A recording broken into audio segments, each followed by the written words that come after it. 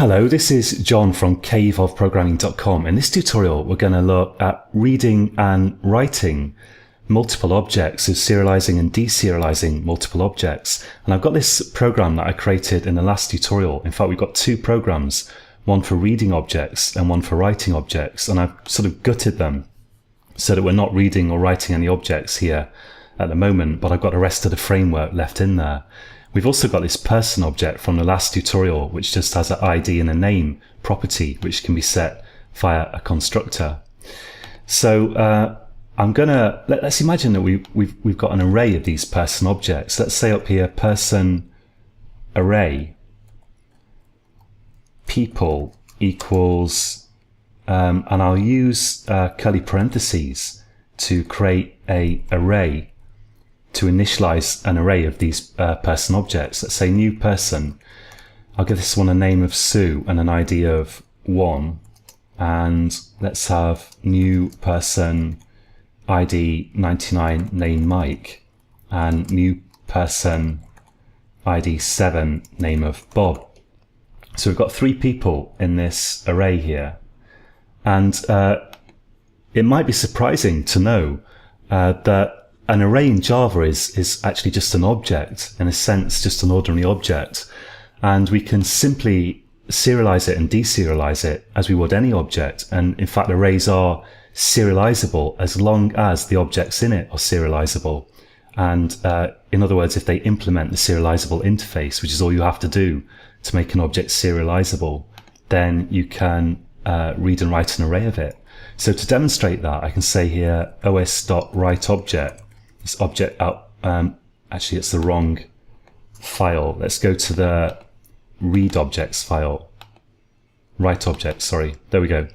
So let's write this array. Let's say os.writeObject people. And in this read objects file, let's say people array. People, actually that's person array. So person array people equals, and I'll cast to the right type here, and I'll just say os.readObject, like that. So let's save that and run it. So I'll run write objects, right click and run as Java application. And let's go to read objects, so right click and run as Java application. And oh yeah, it would help actually if I iterated through these and actually displayed them. So let's say for person in people, and sysout person. I'm in Budapest where it's 40 degrees, and so my brain isn't perhaps fully working as well as one might hope. But I'll right click this read objects now and go to run as Java application, and now we can see that we've successfully read that array back.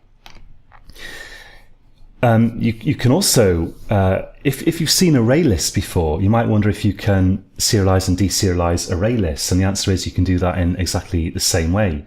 We haven't covered array list yet in this series of tutorials, and that's because I've put the stuff about Java collections in a separate section of this tutorial, or if you look on caveofprogramming.com, it's in like a different section for YouTube.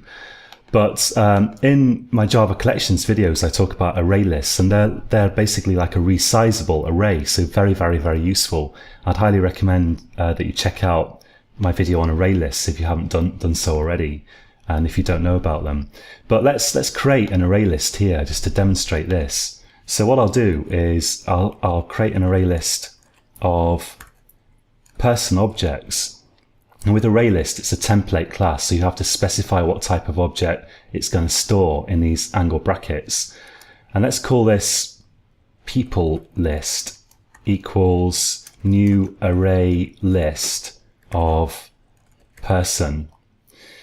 And instead of writing these all out again, which I could do, I'll just use the arrays.asList method to turn that array, or to initialize the array list with it actually. And now I'll leave this original code in, writing of the original list, so that you can refer to it. But what we'll do is I'll now serialize the array list as well. So let's say os.write object person people list. So we're serializing now first the original array and then the array list version of it. And in read objects, after I've read the array here, I can now say array list of person, let's call this people list again, equals, and I'll put the typecast in, array list of person os.read object. And now we can also iterate through the array list in pretty much the same way. This is now people list, but the rest of the code is the same. And if I run this now, so let's run write object, right click and run as Java application. So we've written the objects, and now let's go to read objects, right click and run as Java application. And now you can see that we've read these all over again. So we've written and read them as an array list. The only annoying thing here is this warning, which says type safety uncheck cast from object to array list person. And I think this has to do with type erasure, because with a normal object, Java can determine what kind of type of object it is, and it can figure out whether, for example, this is a safe cast to do or not. When we read, when we use read object here, our array is returned as an object, but that object contains within it, as I understand it, the type information that says, yes, it is actually, to be precise, an array of person objects. That is not the case with array lists, because with parameterized classes in general, classes that take these types in these diamond brackets, they suffer from type erasure, which means that when you compile your Java program, the information about this type here is actually lost. That's called type erasure. So this is like a grammatical thing that helps stop you trying to put the wrong wrong type of object in your array lists. But that information is no longer stored when the program is compiled. And so when you serialize an array list and then deserialize it, when it's deserialized, the type information is no longer there in full, because indeed it was no longer there even when the program ran. This type is erased. And that's why we get this warning. And probably the easiest thing to do, to be honest, is just suppress it. So you can just put a @ sign and suppress warnings, capital S, suppress warnings, annotation.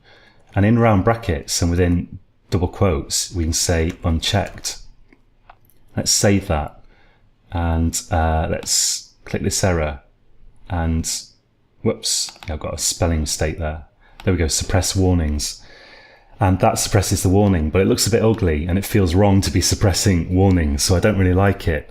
And short of really going to quite long lengths, there's no easy way around that. Although certainly you can find ways around it if you want to serialize and deserialize an array list. One last thing that I want to show you is you can certainly serialize and deserialize these people objects, person objects, one at a time, or same for any object. And the easiest thing to do is to write in advance the number of objects that you're going to be dealing with.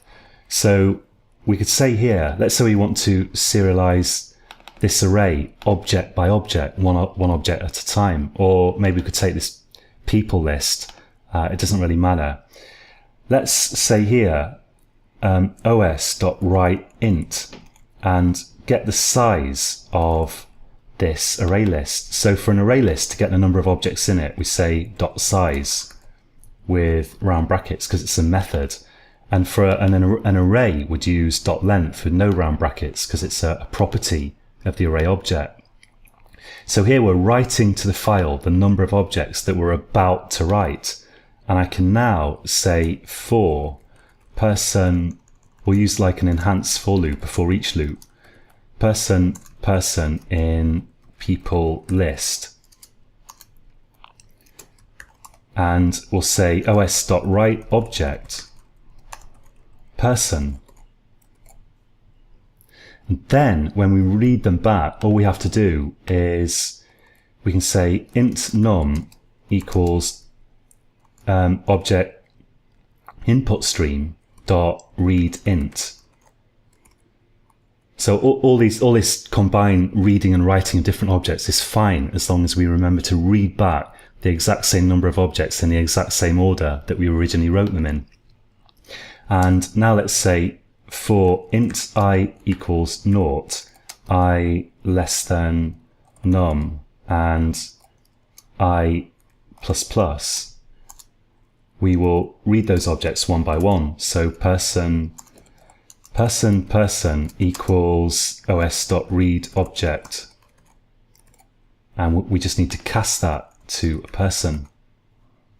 Save it, and let's do sysout on it again. So now next time we run it, we should have 9 person objects there. So I'll run write objects, right click and run as Java application, and read objects, right click and run as Java application.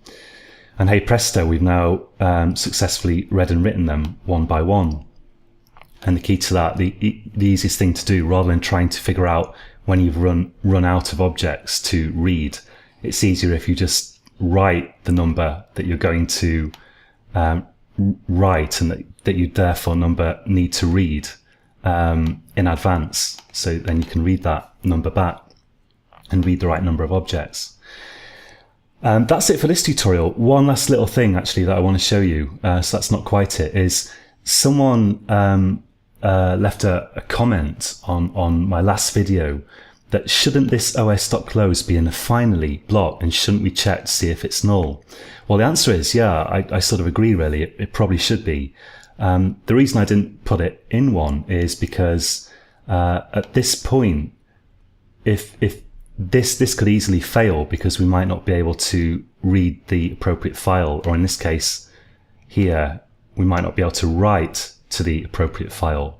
But once we've got the file output stream, it's unlikely that object output stream will fail, I think. So this is probably not going to be null, and it's probably not going to throw an exception, but nevertheless it is possible that it could do.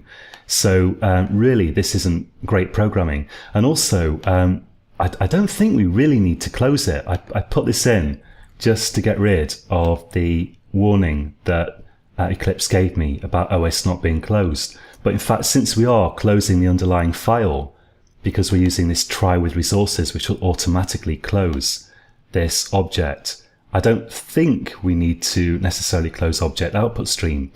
But again, there might be some reason for it that I'm not aware of, to do with memory management or something. And so if you want kind of better practice here, either you could check that this is not null and put it in a finally block as well, down here maybe, before closing it. But probably, since I'm using this try with resources, it's better if I just cut all this stuff here and put a semicolon here and paste this in, and also open the object output stream within this try with resources block. Let's just format this. That's as formatted as it gets, apparently. So you can have multiple auto-closable objects within your try and in Java 7 and onwards, and this will automatically call close on this. So now we can get rid of this, and our try with resources will handle it for us automatically. It's a hellishly long line, and I don't really like putting lots of things in round brackets, but I must admit, probably technically, it's better to do that than just trying to close something down here. Although, to be perfectly honest, if I was writing production code, I'd be very tempted just to put os.close down there, because I don't think it will be a problem, but I admit that it could be. Okay, so that's it for this tutorial, and in the next tutorial we're going to look at the transient keyword, and then after that we're going to move on from serialization and probably look at annotations among other things, and also passing by value versus reference, which doesn't quite exist in Java, but there's some stuff to be said about that. So join me again for the next tutorial, and you can always find the latest stuff on www.caveofprogramming.com. And until next time, happy coding.